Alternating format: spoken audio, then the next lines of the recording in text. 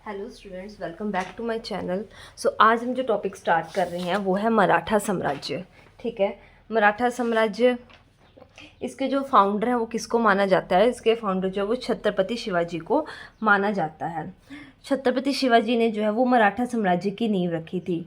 जब इन्होंने मराठा साम्राज्य की नींव रखी थी तो बहुत सारे विरोध पहले से ही भारत में थे। जैसे कि उस समय भारत में मुगल साम्राज्य, हमने पिछले वीडियोस में पढ़ा था पूरा मुगल साम्राज्य, तब मुगल साम्राज्य भी चल रहा था। इसके साथ साथ भारत में यूरोपियन कंपनियां भी व्यापार की दृष्टि से जो है वो भारत में आ रही थी और वे भारत में अपने आप को मजबूत बनाने की होड़ में लगे हुए थे।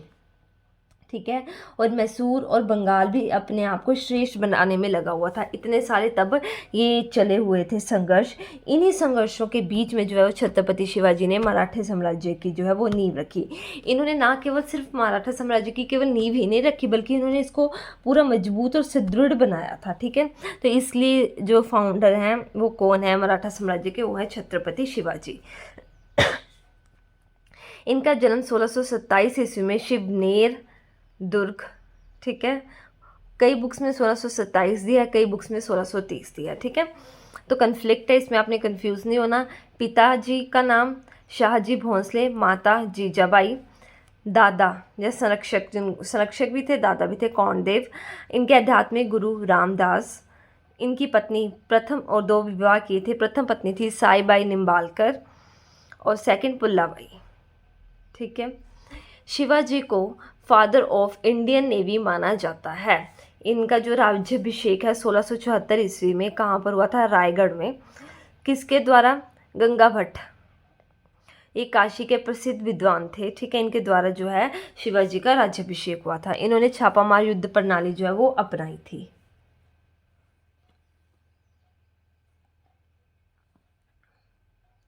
नेक्स्ट है छत्रपति शिवाजी के हम अभियान देखेंगे। ठीक है, छत्रपति शिवाजी ने के जो सबसे पहला अभियान है 1644 ईस्वी में तोरण की पहाड़ी, बीजापुर, कर्नाटक में हुआ था फर्स्ट अभियान। ठीक है, 1657 ईस्वी में क्या हुआ था? छत्रपति शिवाजी महाराज की पहली बार मुगलों से संघर्ष किया था।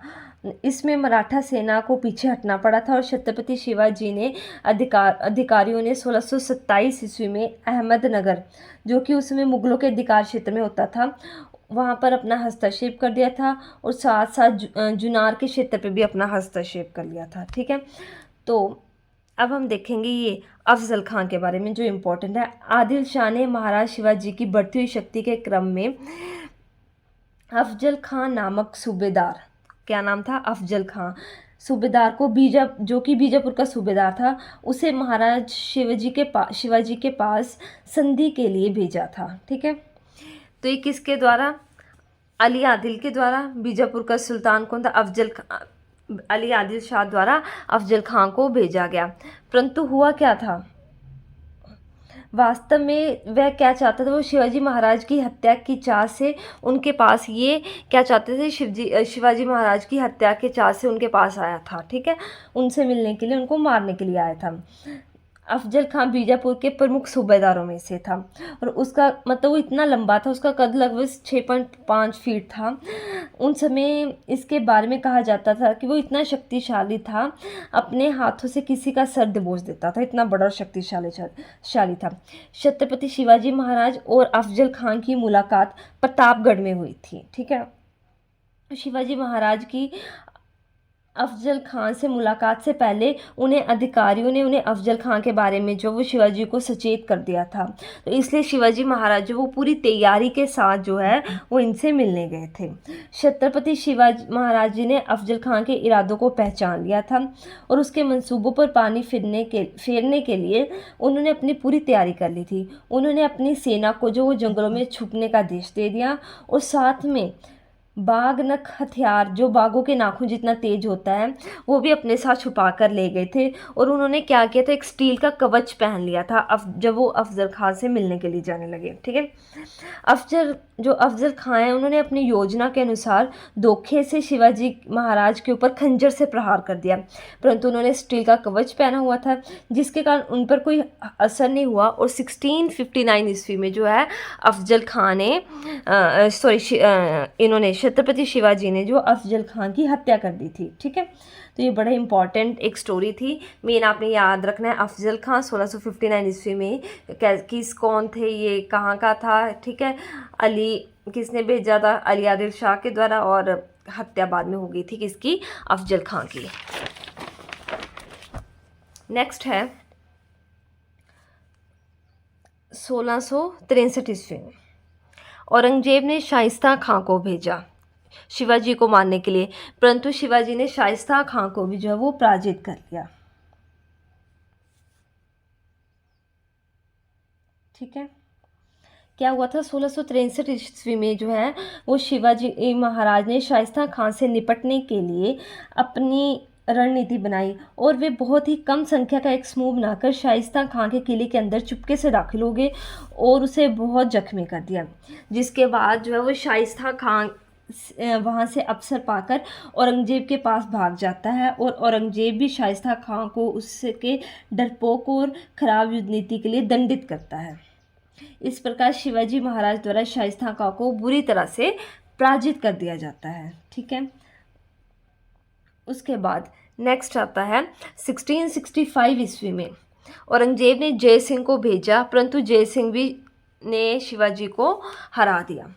इस लूट के बाद अब मुगल सत्ता को काफ़ी चोट पहुंच गई थी। फिर मुगल शासक औरंगजेब ने क्या किया था, किसको, राजपूत राजा जय सिंह को 1665 ईस्वी में छत्रपति शिवाजी महाराज के साथ संघर्ष करने के लिए भेज दिया था। फिर उसके बीच क्या हुआ था, पुरंदर की संधि हुई थी किनके बीच में, शिवाजी महाराज और जय सिंह, क्योंकि इसमें तो शिवाजी महाराज हार चुके थे, तो इसलिए उनके बीच में क्या हो गई, पुरंदर की संधि 1665 ईस्वी में।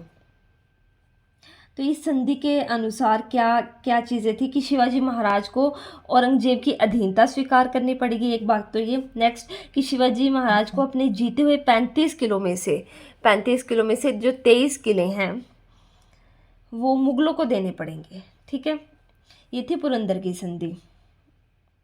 इस संधि के तहत शिवाजी महाराज ने अपने इनका बड़ा पुत्र था संभाजी को औरंगजेब के दरबार में भेजा और 5000 का मनसब दिया था। ठीक है, ये होगी हमारी पुरंदर की संधि जो कि इम्पॉर्टेंट है। शिवाजी ने जो सूरत को 2 बार लूटा था, एक 1664 ईस्वी में, एक 1670 ईस्वी में। शिवाजी को अंग्रेजों ने वो तोपें प्रदान की थी। ठीक है, मई 1666 ईस्वी में औरंगजेब ने शिवाजी को कैद करके आगरा के जयपुर भवन में रख लिया, जहां 1666 ईस्वी में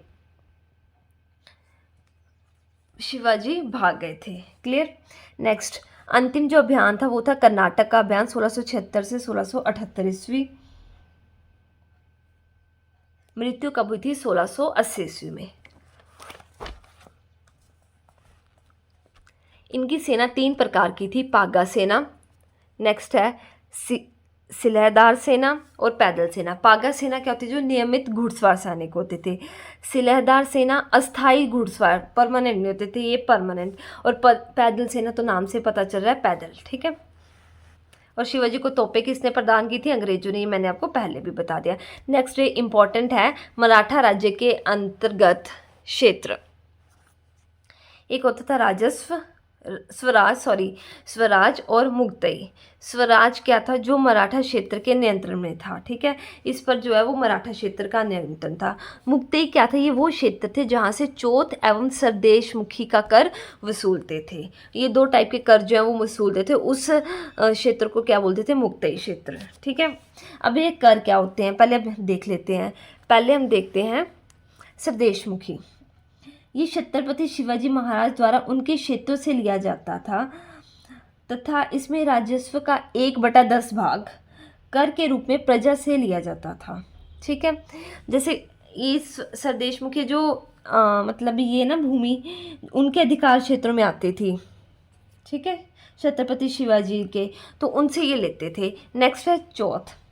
ये चौथ कर वो छत्रपति शिवाजी द्वारा उनके राज्य के आसपास के क्षेत्रों से लिया जाता था। यहाँ पर छत्रपति शिवाजी का अधिकार नहीं था, पर उन क्षेत्रों में ये इसलिए लिया जाता था क्योंकि शिवाजी महाराज द्वारा उन क्षेत्रों पर आक्रमण नहीं किया जाएगा और अगर साथ में अगर कोई उन पर आक्रमण करता है तो वो उनकी पूरी रक्षा करेंगे क्षेत्र की, ठीक है। तो वो कितना भाग लेते थे, 1/4 भाग लेते थे सुरक्षा के बदले लिए जाने वाला, ठीक है। इसलिए मैंने इसको शॉर्ट फॉर्म में क्या लिख दिया कि सुरक्षा के बदले में लिया जाने वाला।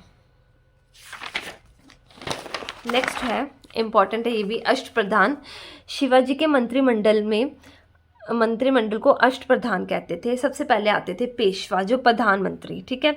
नेक्स्ट है अमात्य या मजूमदार, ये अर्थ मंत्री या फिर राजस्व मंत्री। चिटकनिस, भाषा शैली को पढ़ना। पंडित राव, धार्मिक कार्य। न्यायाधीश, नाम से पता चले न्यायिक कार्य। सुमंत या फिर दीवार, विदेश मंत्री। सरीय नौबत, सेनापति। नेक्स्ट है बकीयान वीस, सूचना या गुप्तचर विभाग। नेक्स्ट है शिवाजी की कर व्यवस्था, मलिक अंबर, ठीक है। स्मिथ ने क्या बोला था, इम्पॉर्टेंट है ये, जो एक पॉइंट ये भी इम्पोर्टेंट, जो छत्रपति महाराज है ना एक सहिष्णु शासक थे और इस्लाम धर्म का भी आदर करते थे, और इसके साथ उनकी सेना में भी बहुत से मुस्लिम सिपाही थे। इतिहासकार स्मिथ ने छत्रपति महाराज के प्रशासन को डाकू प्रशासन के नाम से संबोधित किया है, ठीक है। शिवाजी महाराज को पहाड़ी चूहा की संज्ञा दी है, किसने, औरंगजेब ने, ठीक है। और इनको father of the Indian navy भी कहा गया है। तो ये सारे पॉइंट हो गए हमारे छत्रपति शिवाजी से रिलेटेड। अब हम नेक्स्ट जो पार्ट है वो पढ़ेंगे छत्रपति शिवाजी के उत्तराधिकारी। हमने देखा था कि छत्रपति शिवाजी की मृत्यु कब हुई है, 1680 ईस्वी में। जब उनकी मृत्यु हो गई तब उसके बाद उनके वंशजों में सत्ता को लेकर थोड़े संघर्ष देखने को मिलता है। इनमें से हमें 2 पुत्रों का नाम जो है वो देखने को मिलता है। हमने क्या देखा था, देखो इनकी 2 पत्नियां थी छत्रपति शिवाजी की, ठीक है, साईबाई, ठीक है, और सौराबाई या पुल्लाबाई, ठीक है। तो इन्हीं के आगे जो पुत्र थे उनके बीच में जो है वो क्या होता था, संघर्ष हुआ किसको लेकर, इसको उत्तराधिकार को लेकर। अब जो गद्दी पर बैठे वो कौन थे, संभाजी। ये कौन थे, ये साईबाई का पुत्र था, ठीक है। इनका टाइम पीरियड 1680 से 1689, ठीक है। संभाजी का पुत्र था साहू जो औरंगजेब की कैद में था। इनको लोभी और विलासी कहा गया है, ठीक है। छत्रपति शिवाजी महाराज के बाद जो अगला पद है वो इन्होंने संभाला था, संभाजी महाराज ने। इन्होंने भी अपनी राजधानी वो रायगढ़ ही रखी। पीछे हमने देखा कि छत्रपति शिवाजी ने भी राजधानी क्या रखी थी, रायगढ़। तो इन्होंने भी अपनी राजधानी क्या है वो रायगढ़ ही रखी थी, ठीक है।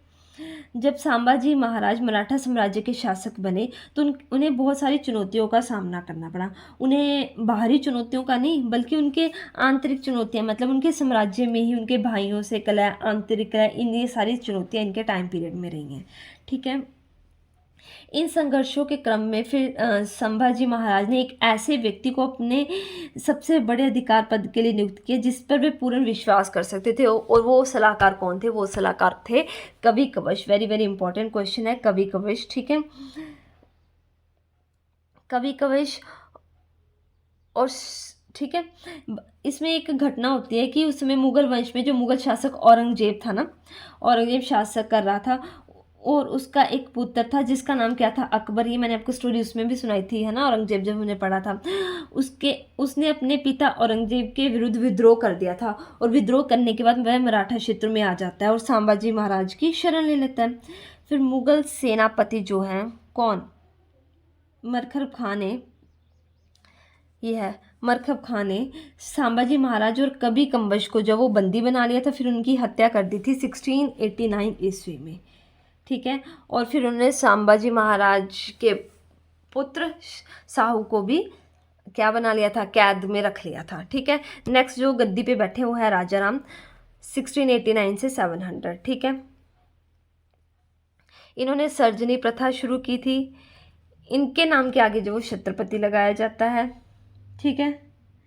इन्होंने अपनी जो राजधानी वो रायगढ़ से कहाँ पर स्थानांतरण कर दी थी, सतारा में। मुगलों से क्षेत्र जीतकर सरदार अपने पास रख लेते थे, इसको बोलते थे सर्जनी प्रथा, ठीक है। तो ये हो गया आपका राजा राम। इसके बारे में आप सिर्फ इतना ही पढ़ोगे। नेक्स्ट है शिवजी द्वितीय। शिवजी द्वितीय जब गद्दी पर बैठे तो सिर्फ 4 ईयर के थे, ठीक है। तो इनका टाइम पीरियड 1700 से 1707 ईस्वी में रहा।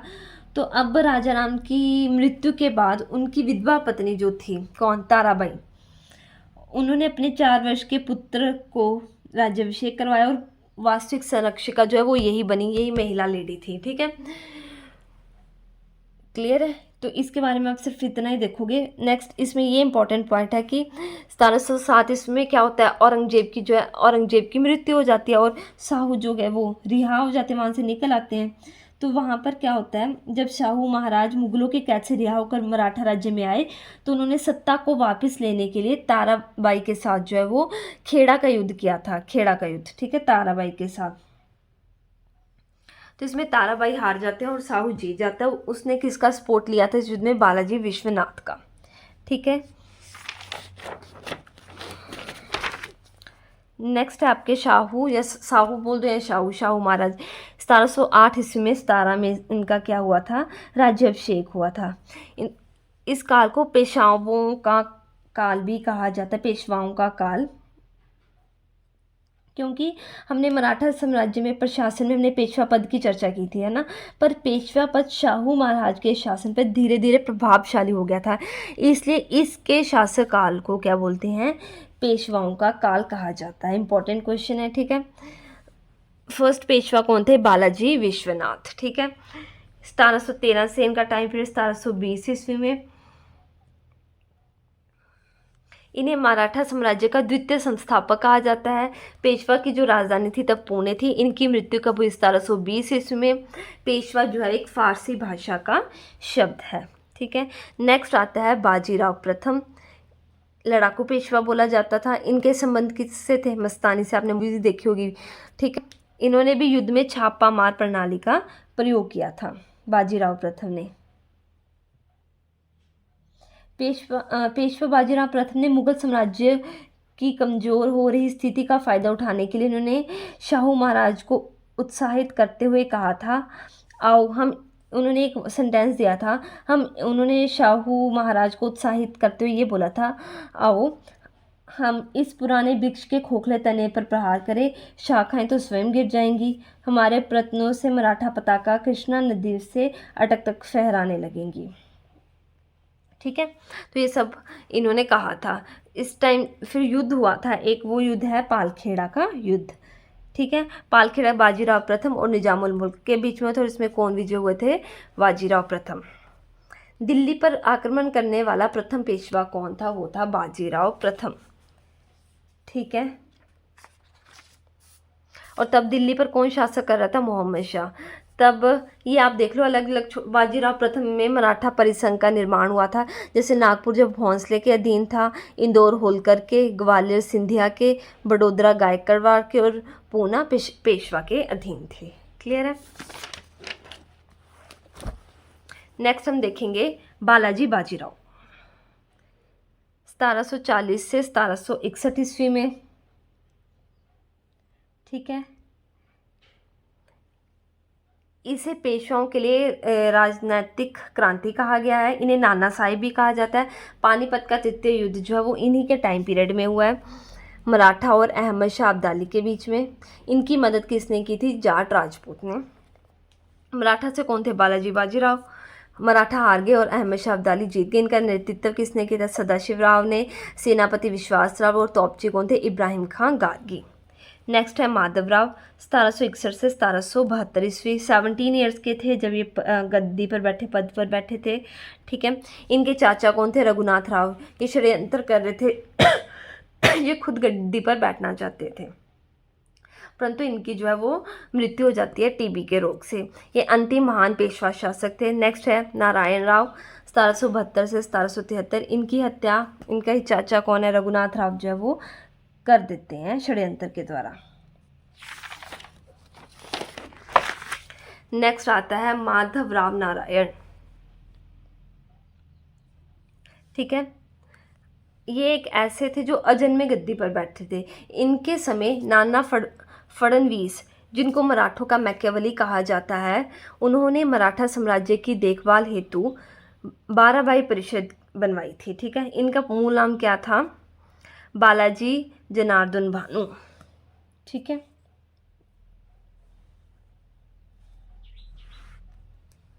नेक्स्ट फिर इसमें हम देखेंगे आंगल युद्ध, ये हम आगे डिटेल्स में पढ़ेंगे। फर्स्ट ये प्रथम आंगल युद्ध है, आंगल मराठा युद्ध। आंगल इसमें हार गए, मराठा जीत गए थे। 1775 से 1782 ईस्वी तक ये युद्ध चला था। ठीक है। नेक्स्ट है बाजीराव द्वितीय। रघुनाथराव दत्तक पुत्र थे। मराठा साम्राज्य के पतन में इनका योगदान है। मराठा सरदारों में फूट डलवाई थी। द्वितीय आंग्ला मराठा युद्ध इनके टाइम पीरियड में हुआ था 1803 से 1805। इसे पुणे से हटाकर बिठूर पेंशन पर भेज दिया गया। 1818 ईस्वी में जो वो पेशवा पद है वो समाप्त हो चुका था। ठीक है। इससे जो आपका ये पूरा कंप्लीट हो गया है मराठा साम्राज्य। अब हम करते हैं इनके प्रीवियस ईयर क्वेश्चंस। तो हमारा फर्स्ट क्वेश्चन है 1646 ईस्वी में शिवाजी ने सर्वप्रथम किस किले पर अधिकार किया था? ए तोरण, बी रायगढ़, सी जावली या डी कोंकण। तो ए इसका राइट आंसर आएगा ए तोरण। अब देखो जैसे अब यहाँ पर मैंने आपको बताया होगा, अगर बाई चांस क्या होता है कई बार ना ये चीज़ यहाँ पर देखो लिखा भी हुआ है तोरण का, कई बार क्या होता है कई क्वेश्चंस में ना नए क्वेश्चन ऐड हो जाते हैं, नए पॉइंट्स हो, उसको आप अपने नोट्स में जरूर ऐड कर लेना। ठीक है। नेक्स्ट है शिवाजी को छत्रपति की उपाधि कब मिली थी? ए 1680, बी 1674, सी 1665 या डी 1657। तो इसका राइट आंसर आएगा बी 1674 ईस्वी। प्रश्न 3, सुरक्षा के लिए राजस्व ने मराठा दावे को क्या कहा जाता था? जो सुरक्षा के लिए राजस्व होते थे उनको क्या बोलते थे? सरदेशमुखी, बी जामा, सी चौथ या डी अब्बाब। तो इसका चौथ राइट आंसर जो सुरक्षा के लिए कर लिया जाता था। नेक्स्ट क्वेश्चन है छत्रपति शिवाजी ने 1674 ईस्वी में किसे अपनी राजधानी के रूप में स्थापित किया? ए प्रतापगढ़, बी दौलताबाद, सी सिंघार या डी रायगढ़। तो इसका राइट आंसर आएगा डी रायगढ़। नेक्स्ट, वह मुगल जनरल कौन था जिसे पुरंदर की संधि के लिए शिवाजी को मजबूर किया था? पुरंदर की संधि के लिए ए जय सिंह, बी मान सिंह, सी अजीत सिंह या डी जसवंत सिंह। तो इसका जो राइट आंसर आएगा वो आएगा ए जय सिंह। ठीक है। नेक्स्ट क्वेश्चन, शिवाजी के प्रशासन में पंडित राव का क्या कार्य था? पंडित राव का क्या कार्य था? ए दान एवं धार्मिक मामले, बी न्याय, सी विदेश मामले या डी इनमें से कोई नहीं। तो इसका राइट आंसर आएगा दान और धार्मिक कार्य। नेक्स्ट क्वेश्चन, शिवाजी और जय सिंह के बीच पुरंदर की संधि किस वर्ष में हुई थी? ए 1660, बी 1665, सी 1680 या डी 1681। तो इसका राइट आंसर आएगा 1665 ईस्वी। शिवाजी महाराज को पहाड़ी चूहा की संज्ञा किसने दी थी? ए औरंगजेब, ए शाहजहां, बी अकबर, सी औरंगजेब, डी जहांगीर। तो इसका राइट आंसर आएगा सी औरंगजेब। नेक्स्ट क्वेश्चन, शिवाजी को सर्वप्रथम नौसैनिक बेड़ा कहाँ स्थापित किया था? ये क्वेश्चन आप अपने नोट्स में ऐड कर लेना। इन्होंने अपना सर्वप्रथम नौसैनिक बेड़ा कहाँ स्थापित किया था? ए एलिफेंटा, बी जंजीरा, सी पन्हाला या फिर डी कोलंबा। तो इसका राइट आंसर आएगा डी कोलंबा। इन्हें फादर ऑफ इंडियन नेवी भी बोला जाता है छत्रपति शिवाजी को। मराठा राज्य का दूसरा संस्थापक किसे कहा जाता है? ए बालाजी प्रथम, ए बालाजी विश्वनाथ, बी बालाजी बाजीराव, सी राजा राम या फिर डी बाजीराव प्रथम। तो इसका राइट आंसर आएगा ए बालाजी विश्वनाथ। नेक्स्ट क्वेश्चन, किस मराठा शासक के शासनकाल को पेशवाओं के शासनकाल के नाम से जाना जाता है? ये मैंने आपको बोला भी था, नोट कर लेना। ए शाहू, बी राजाराम, सी शिवाजी या डी शंभाजी। तो इसका राइट आंसर है ए शाहू। प्रश्न नंबर 12, मराठा साम्राज्य की सबसे बहादुर महिला कौन थी? ए येसुबाई, बी ताराबाई, सी सेईबाई या डी सोयराबाई। तो इसका राइट आंसर क्या आएगा? बी ताराबाई। किस मराठा को मैकियावली कहा जाता है? ए बाजीराव प्रथम, बी बालाजी बाजीराव, सी नाना फडणवीस, डी बालाजी विश्वनाथ। तो इसका राइट आंसर आएगा सी नाना फडणवीस। प्रश्न नंबर 14, मराठा साम्राज्य का अंतिम पेशवा कौन था?